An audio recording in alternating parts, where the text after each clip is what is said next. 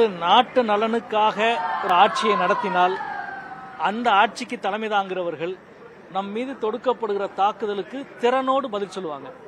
ஆனால் நாட்டு நலனுக்காக நடக்கிற ஆட்சி இல்லை, அவர்களின் நண்பர்களுக்காக நடத்தப்படுகிற ஒரு ஆட்சி. அதனால தான் ஆபரேஷன் சிந்தூர் தாக்குதலை நான் தான் நிறுத்தினேன் என்று 36 முறை ட்ரம்ப் தன்னுடைய கருத்துக்களை வெளியிட்டிருக்கிறார். ஆனால் அப்படி அவர் சொல்லலை, அல்லது சொன்னது தப்பு, அல்லது ட்ரம்ப் பொய் சொல்றாரு, ஏதாவது ஒன்று சொல்லுங்க அப்படின்னு மக்களவையில் அவ்வளோ கேட்ட பொழுதும் ஒரு வார்த்தை கூட, ட்ரம்ப் என்ற ஒரு வார்த்தையை கூட சொல்லாமல் வெளியேறினார். மாநிலங்களவையில் இந்த கேள்விக்கு பதில் சொல்லவே முடியாதுன்றதுக்காக மாநிலங்களவைக்கே அவர் போகலை. அதாவது பாகிஸ்தான் எல்லைக்குள் 100 கிலோமீட்டர் உள்ளே போய் நாங்கள் தாக்குதல் நடத்தினோம் என்று சொல்லுகிற மரியாதைக்குரிய மோடி அரசு பாராளுமன்றத்துக்குள்ளே கூட வர முடியாத ஒரு நிலையை சந்திச்சது. அதனுடைய விளைவு தான் இன்னைக்கு 50% வரி உயர்வு என்பது ட்ரம்ப் நிர்வாகம் செய்திருக்கிறாங்க. ஆனாலும் அதை ஒரு அரசியல் திறனோடு எதிர்கொள்வதற்கு பதிலாக இன்றைக்கு வரை பம்முகிற வேலையை மட்டும்தான் ஒன்றிய அரசு செய்கிறது. எவ்வளவு பெரிய பாதிப்பு இந்திய தொழில்களுக்கு. நீங்க அமெரிக்கா அவர்கள் நாட்டுக்கு பாதிப்பு ஏற்படுகிற பொருட்களை இங்கே இருந்து இறக்குமதி செய்யறதுக்கு எந்த தடையும் இல்லை, அது பிரச்சனை கிடையாது.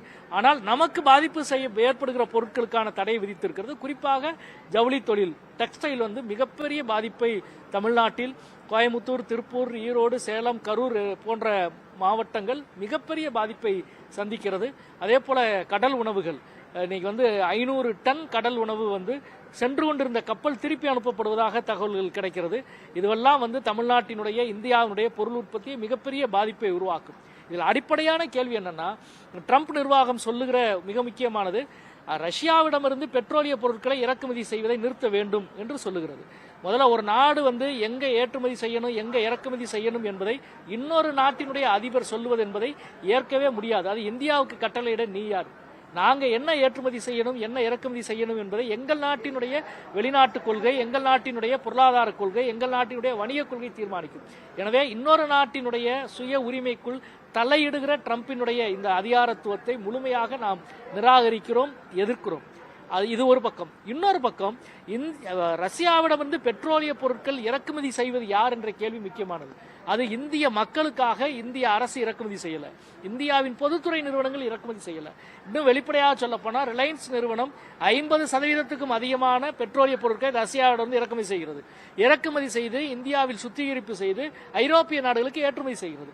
இந்த வர்த்தகத்தில் மிகப்பெரிய பலனை ரிலையன்ஸ் நிறுவனம் அடைகிறது.